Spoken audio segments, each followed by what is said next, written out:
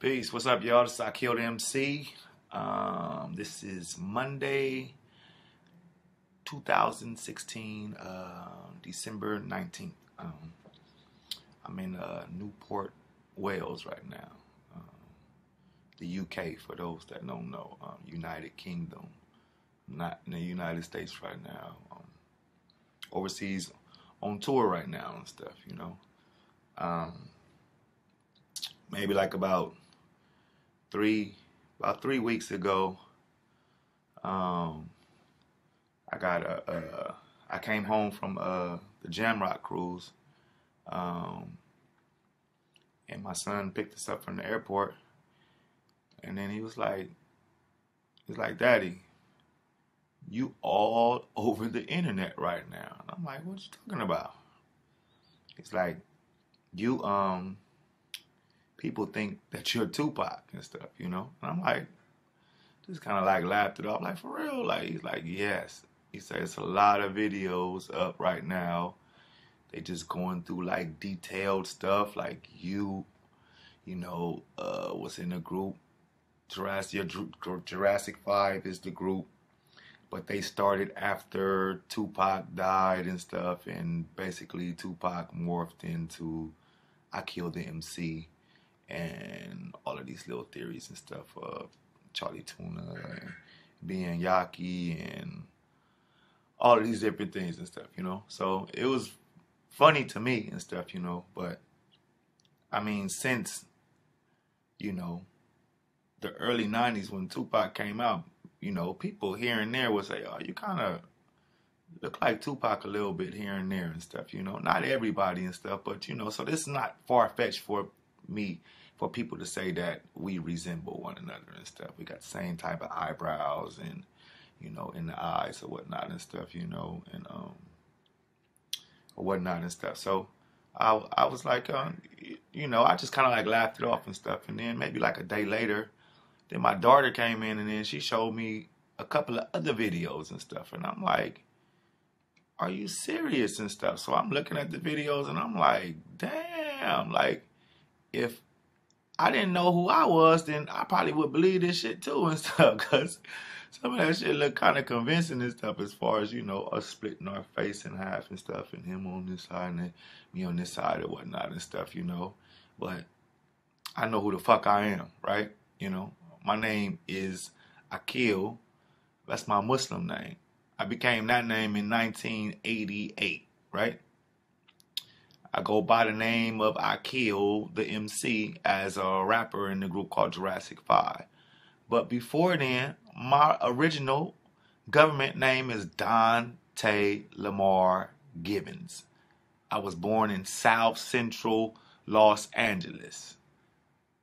I'm from 71st and Vermont, 1111 West 71st Street.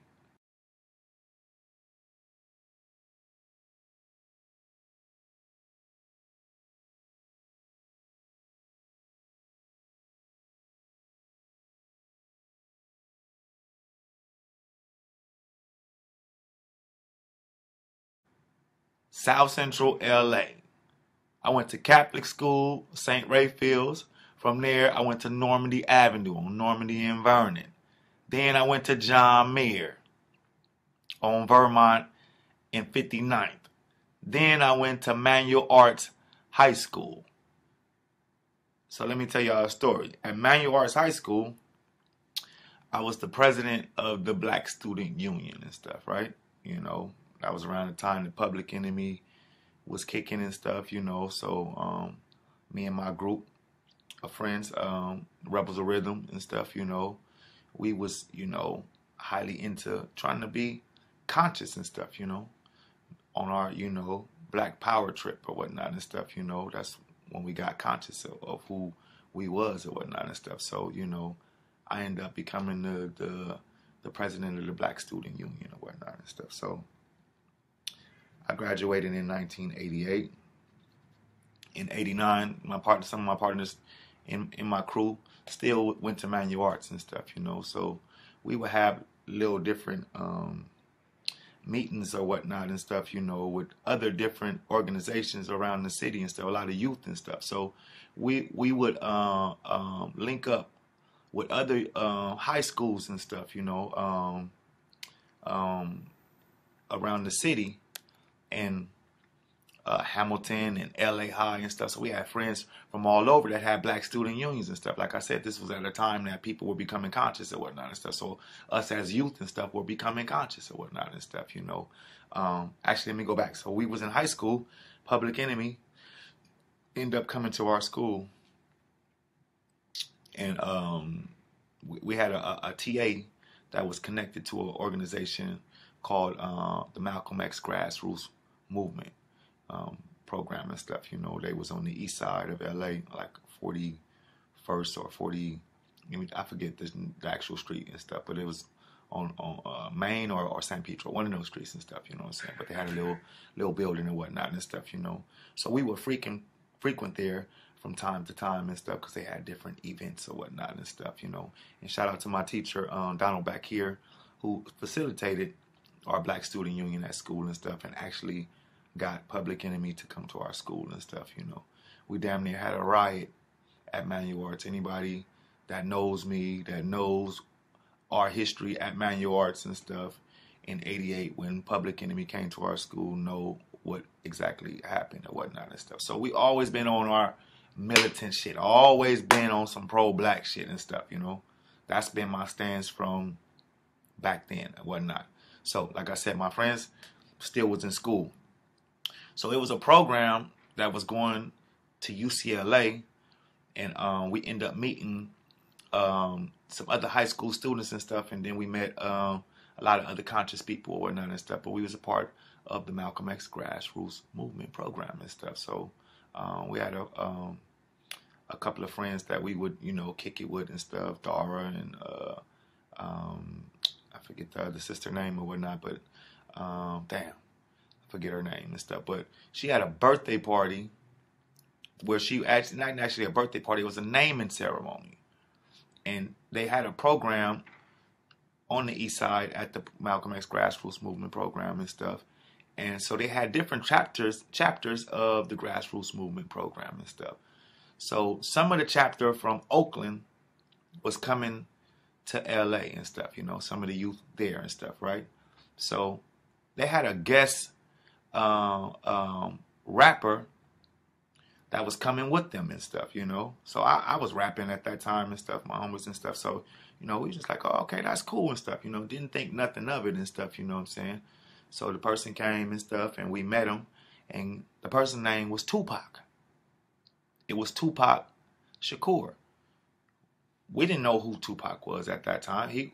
Digital Underground wasn't even out then. So this is my first time meeting Tupac. This is my first time and only time meeting Tupac and stuff. It's 1989 in Los Angeles on the east side and stuff at the Grassroots Movement program and stuff. So really didn't think nothing about it. You know, he was tight and stuff, you know. We shook hands and, you know, met just for a second and stuff. But, you know, I didn't know who Tupac was. Tupac was not known in 1989 then and stuff. This is before he kicked off with Digital Underground and what.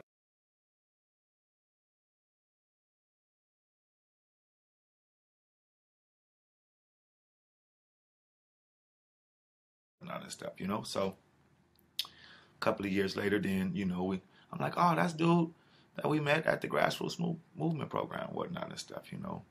A few years later after that and stuff, you know, when he was doing his thug life thing and stuff, this before Death Row, all that and stuff, you know, he was hanging out with some gang members in LA and stuff, you know.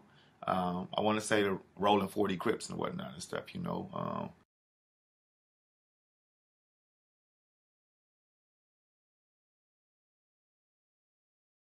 Shout out to Runner and stuff. I went to elementary with him and stuff, you know. But, you know, they formed their group Thug Life or whatnot and stuff, and was doing all that and stuff. So he was end up hanging out with the 40s or whatnot and stuff. And I had heard something in the streets that, you know, they tried to jump him or something. He got into it with them or something. Somewhere in Baldwin Hills, something happened. It was big ass scrap or fight or whatnot and stuff, you know what I'm saying? So one day I was going to traffic court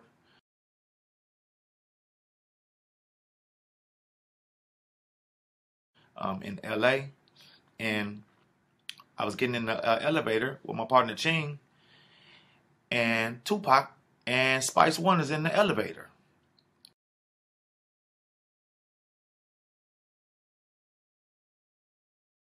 And they behind us and stuff. We get in and stuff, so they're talking, and they're talking about the actual incident with them getting into some people in LA or whatnot and stuff. So I'm kind of ear hustling and stuff, you know what I'm saying? But it's not my conversation, you know, and I'm just not finna jump in a conversation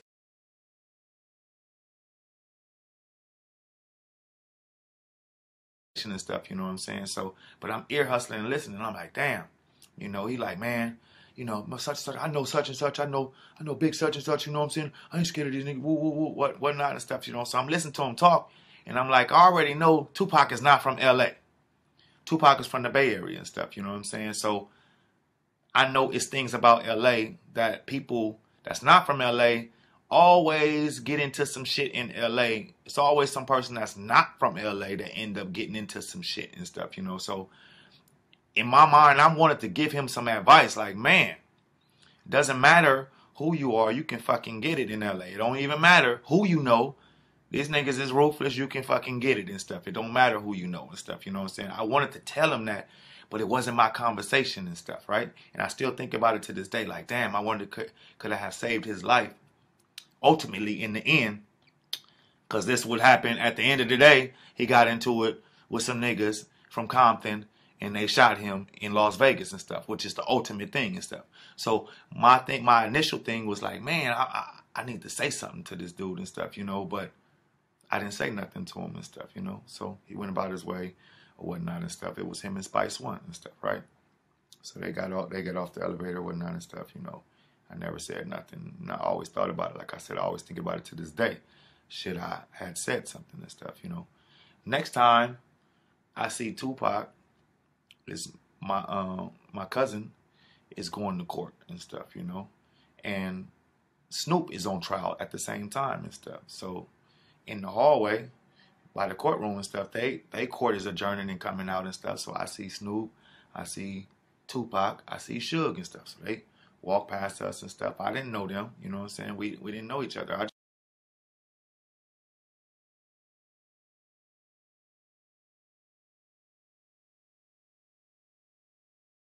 just was like looking like, damn, that's Tupac, that's Suge, that's Snoop and stuff, you know. I didn't know them people at that time and stuff. I just was looking and whatnot and stuff. So, you know, that was my only time.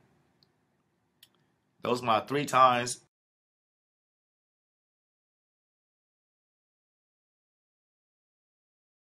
me ever coming in contact with Tupac and stuff. Now, we have a lot of 6 degrees of separation and stuff, you know what I'm saying, of people that we know.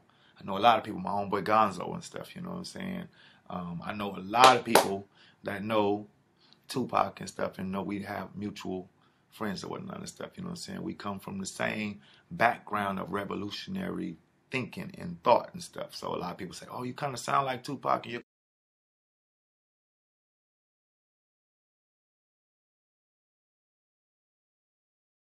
kind of, you know, got the same type. Yeah, well, we come from the same schools of thought and stuff, you know what I'm saying. He's a little bit more, you know, connected because his parents was actual Black Panthers or whatnot and stuff, you know what I'm saying. But that type of thinking permeated our youth at that time, us as youth at that time in the late 80s or whatnot and stuff. So, you know, that was the thing that was going on and stuff. So this is the connection that you see probably between me and him, and how we talk and how we portray ourselves and what we, you know, speak about and stuff. But personally, I never, you know, really met him, only that one time in '89 before he was even famous and stuff, you know.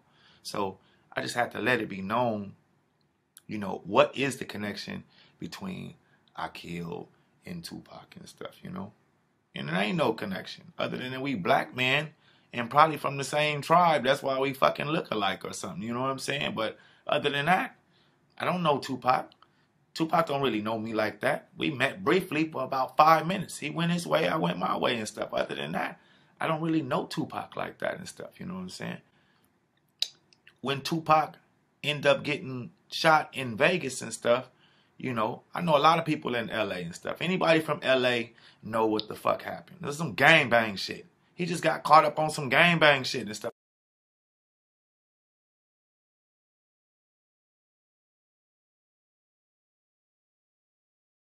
Ain't no fucking conspiracy theory. Y'all niggas is stupid.